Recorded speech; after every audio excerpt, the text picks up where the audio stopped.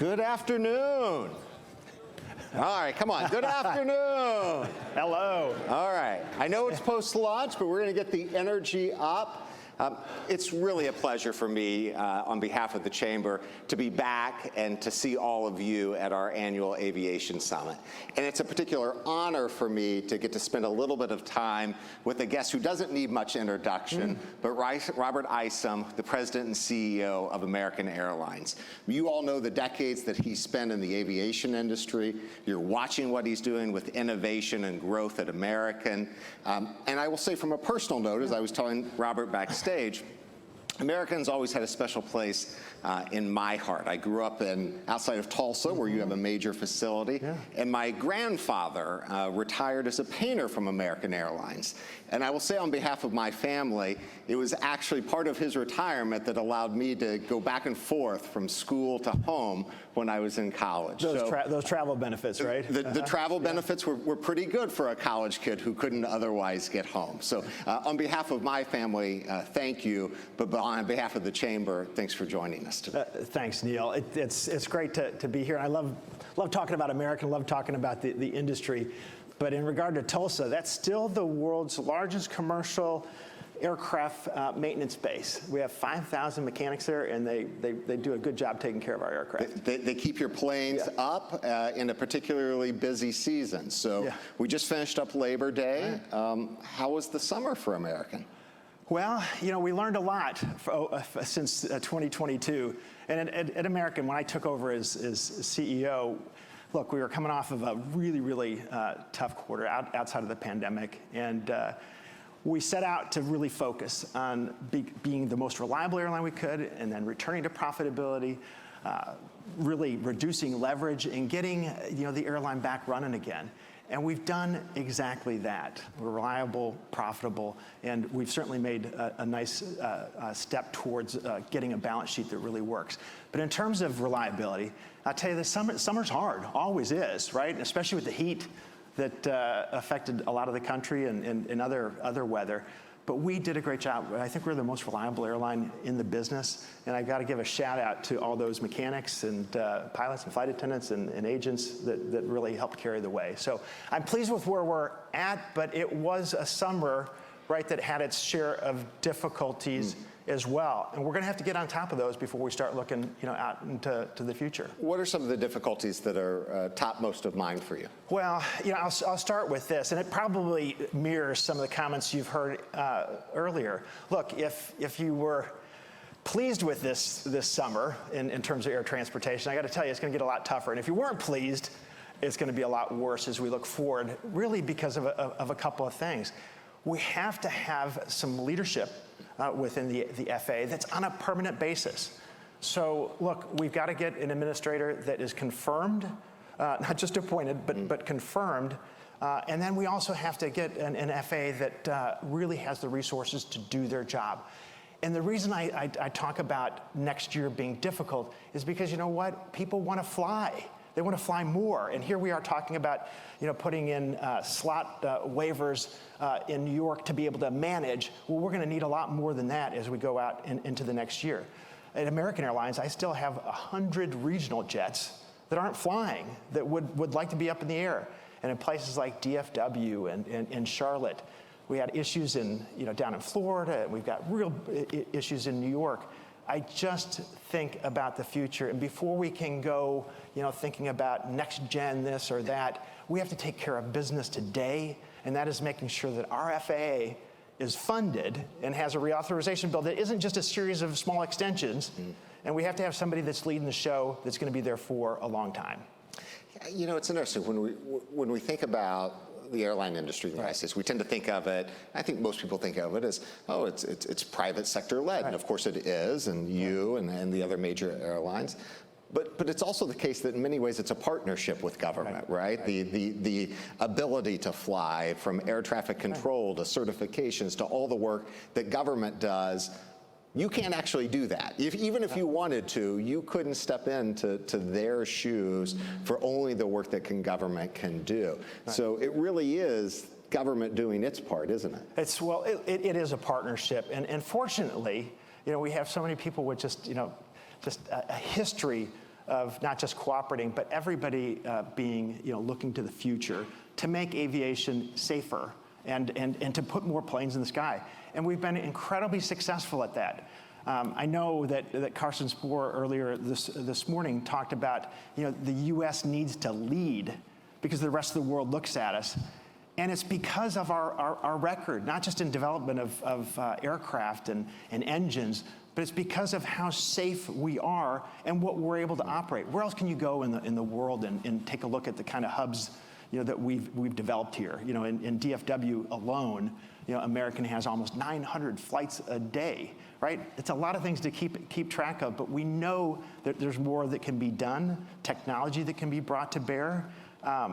But as long as we are still just, stumbling over government policy and authorizations, it really makes it hard on the FAA and the DOT to do their job. And I know that they really want to continue this path of progress that has been so successful over the ages.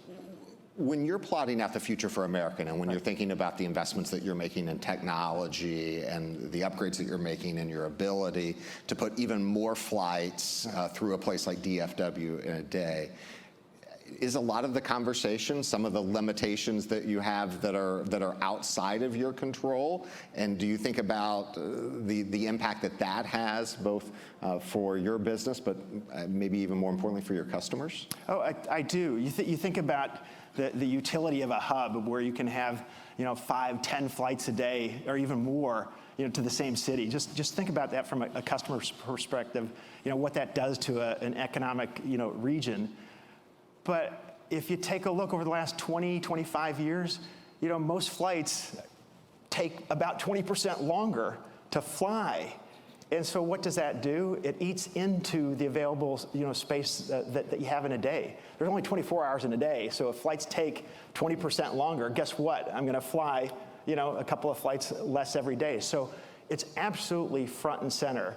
And it's not just from the perspective of, hey, utility to customers, but think of the cost.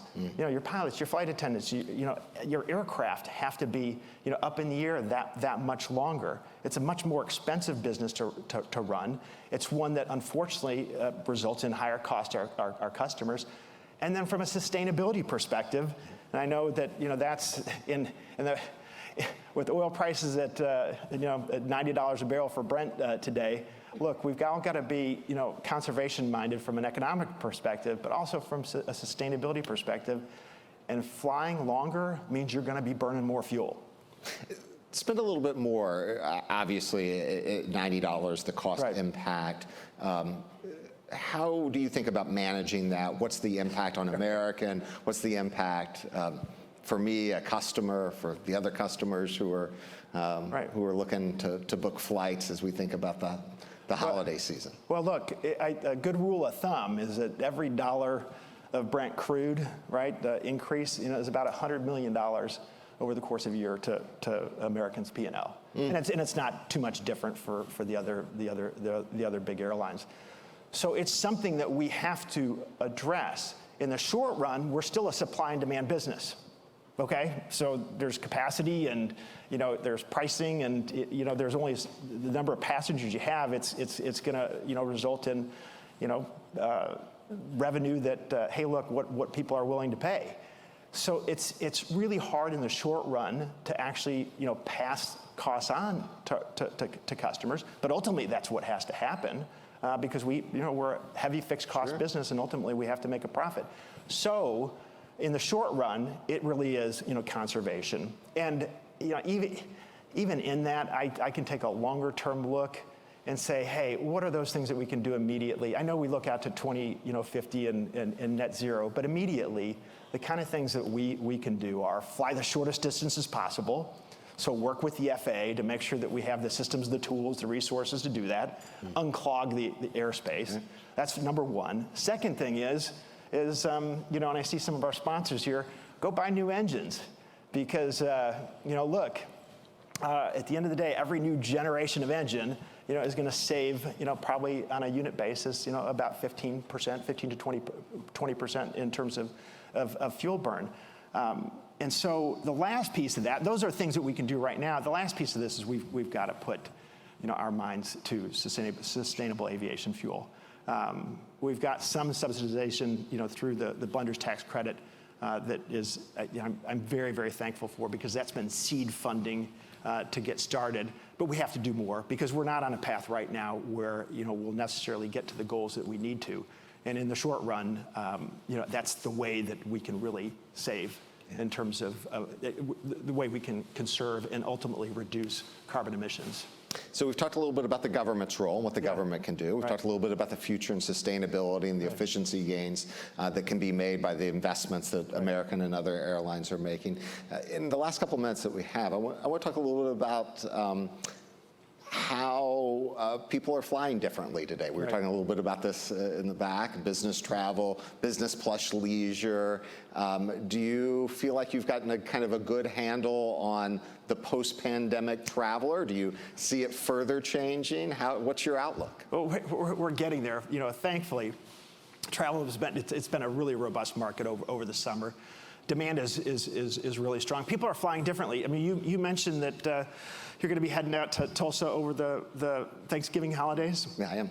But you also mentioned that, hey, the last time you went on a business trip, you took a trip with the family over the course of a week. We added a day on, 2 days on, and took the family. So never would have done that before. Right, and that's the days of the old road warrior. I'm going to go out and back in the same day. Chicago, New York, or Boston, New York, or DC. That is changing. People really are using travel, for making a lifestyle that is satisfying and enjoyable. So it's taking time for us to get our arms around those travel patterns, because most of our revenue management systems and how we forecast and where we decide to fly, all that's based on history. The collected history of where people purchase and have demand. So all of that we're getting our arms around. I think we're getting smarter and smarter, and then ultimately, what we want to do is we want to be able to offer products to our customers that not just from a scheduling perspective, but also from a utility and an amenities perspective, making sure that they have what they want, when they want it, and actually can self-serve. Well, I'll conclude with this, and by way of saying thank you. One of the things that hasn't changed is how cool of an industry this is. Absolutely. From the days when I used to visit my grandfather to today, my son, his great-grandson, who is taking flying lessons and he wants to go plane spotting, because it's just a cool industry to be in. And that part hasn't changed, and I don't suspect it's going to. It's not, and one of the things, I might be CEO, but I'm also the Chief Recruiting Officer for American Airlines. So if you have anybody that's a budding aviator, just let me know. Anybody that wants to come on and work, we're always looking for great people. We're going to get them through high school first, but then maybe we'll send them your way. We'll take them. Thanks so much for joining us today, Neil, Robert. thank you. Yeah.